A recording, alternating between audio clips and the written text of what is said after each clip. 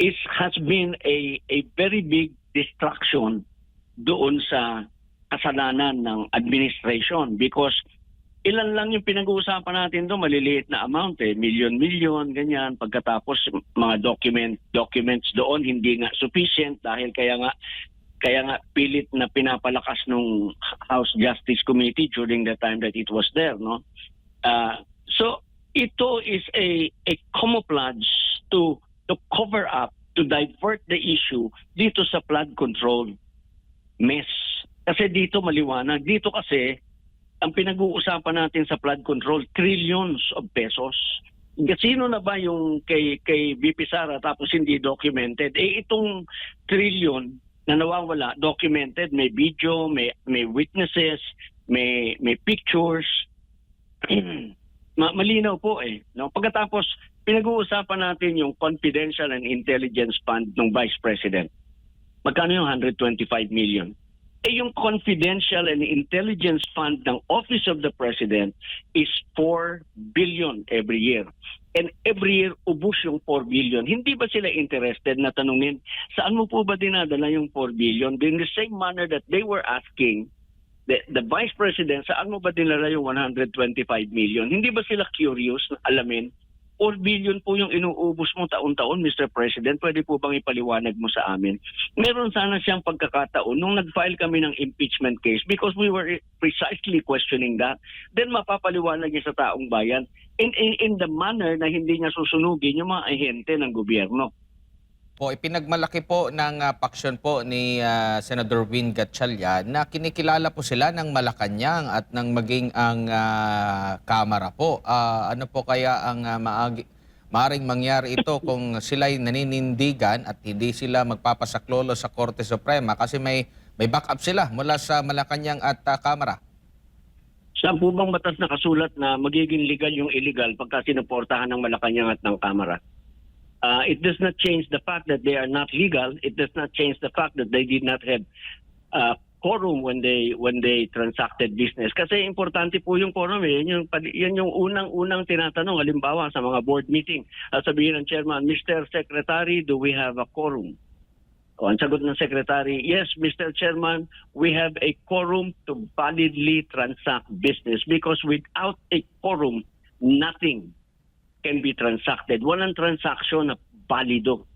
Pwede kayong magkokos-kokos, mag-usap, pero nothing binding is going to come out of that meeting. Katulad din lang nung ginawa nila Sherwin noong araw na yon, sabi ko nga, ay nag-practice. Nang inis lang ba? Pero it does not, kahit na recognize pa sila ng presidente, unless the Supreme Court recognizes them, that's another story. Punta sila sa korte. Opo. Dito naman po sa Avellino versus Cuenco po, umiiral pa po ba or dapat pa po ba itong, meron bang mapupulot or makukuha pa mula dito sa naging desisyon na ito sa kasalukuyan, considering ang pinagbatayan po dito sa desisyon na ito ay 1935 Constitution pa po, kung saan kung ikukumpara or ihahambing sa 1987 Constitution, mas malinaw po doon sa 1987 Constitution na kung pipili ka sa mga leader ng Senado ay dapat majority, which is yan yung wala doon sa 1935 Constitution, attorney. Yun nga yung pinapaliwanag ko na yung naging discussion sa Avellino versus Cuenco is obiter dictum. Hindi yan deciding factor because ganito kasi, after the Supreme Court stated in the decision that the determination of the Senate President is a political issue, tapos na po yun, period. Hindi nila pwedeng panghimasukan at kahit anong sabihin nila is not going to be valid on the Senate because obiter dictum nga po. So ang sinasabi nila, it's a political issue. Tapos na po yun, hanggang doon lang po yung usapan doon. Hindi nila pwedeng panghimasukan. At yung sinabi nila, sinabi nila. Ngayon, kung papasok tayo dun sa usapan, ibang-iba po kasi ang sinasabi ko po, pagka kayo ay sa-cite ng isang kaso na sinasabi mong applicable to your case, yung pong kasong sinasite mo should fall square with your facts. Yung parehas kayo. Doon po sa kaso ng Abilino, number one, kaya yan hindi applicable. Assuming na after saying political issue, nakialam pa rin ng Supreme Court. Number one po, merong senador doon na nasa labas ng bansa and therefore beyond the reach of the yung warrant. Hindi mo pwedeng paaresto para i-compel mo yung attendance. So, that one already is different. And therefore, because of that, hindi mo na pwedeng i-cite dito kasi hindi parehas.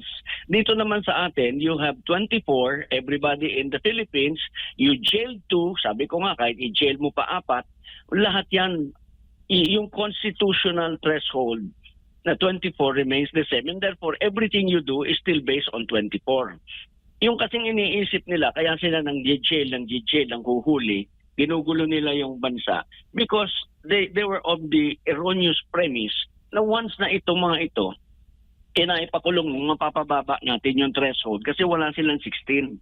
Gusto nila ngayon paabutin nila na 12 yung so they can convict doon sa they can render a guilty verdict doon sa impeachment ni VP Sara.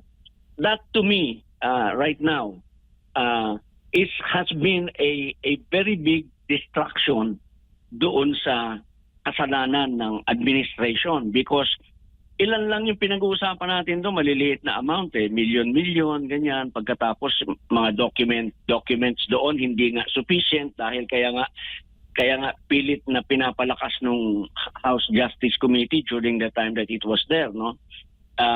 So ito is a camouflage to cover up, to divert the issue dito sa flood control mess. Kasi dito maliwanag. Dito kasi, ang pinag-uusapan natin sa flood control, trillions of pesos. Sino na ba yung kay VP Sara tapos hindi documented? Itong trillion na nawawala, documented, may video, may witnesses, may pictures.